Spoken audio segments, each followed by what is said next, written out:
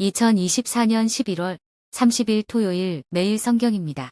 본문은 호세아서 11장 1절에서 11절 말씀입니다. 제목은 변치 않으시는 하나님의 긍휼과 사랑입니다. 본문을 정리하면 다음과 같습니다.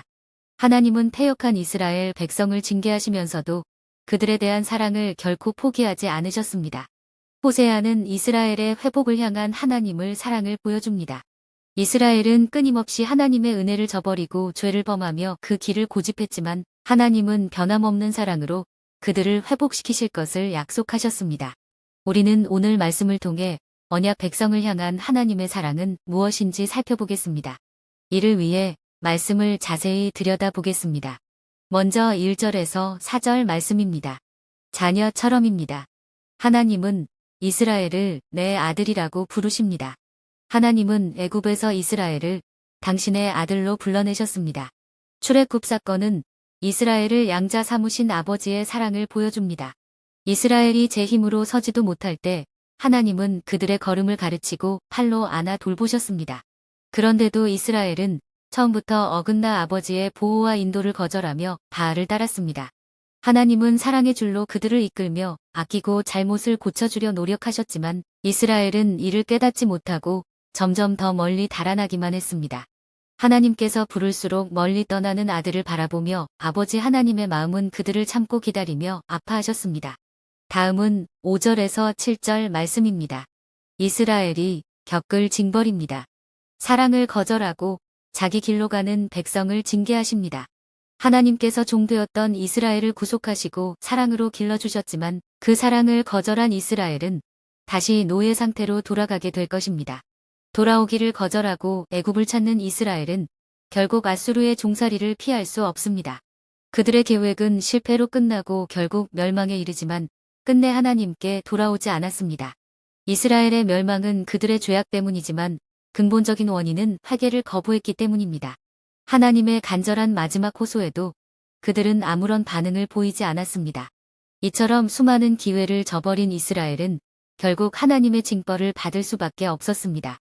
마지막으로 8절에서 11절 말씀입니다. 하나님의 버리지 못하는 사랑입니다. 하나님의 사랑은 멸망의 심판으로 끝나지 않습니다. 하나님은 공의의 심판으로 그들을 징계하시더라도 그들을 그대로 버려두시지 않겠다고 하십니다. 하나님의 긍휼과 사랑은 범죄한 그들을 끝까지 품으시며 다시 회복시키는 데 있습니다. 하나님은 징벌 가운데서도 그의 마음은 자비로 가득하시며 회복을 위한 길을 열어두십니다. 마침내 하나님께서는 이스라엘에 대한 최종적인 계획을 밝히십니다. 이스라엘이 끊임없이 언약을 깨뜨렸음에도 불구하고 하나님은 언약에 신실하셨습니다. 하나님은 장차 그 언약을 완전히 이루실 것이라는 약속을 주십니다. 이 약속은 메시아가 오심으로 시작되었으며 역사의 종말에 하나님의 나라가 세워짐으로 온전히 성취될 것입니다. 말씀을 맺습니다. 하나님은 패역한 이스라엘을 징계하시지만 끝까지 사랑으로 그들을 대하셨습니다. 마침내 아들을 주심으로 그 사랑을 완전히 나타내셨습니다. 악한 부모라도 자식에게 좋은 것을 주듯이 하나님 아버지의 사랑은 말로 다 표현할 수 없는 크고 완전한 사랑입니다. 하나님의 사랑은 인간 이해를 초월하는 사랑이며 그 사랑을 깨달을 때 사람은 변화됩니다.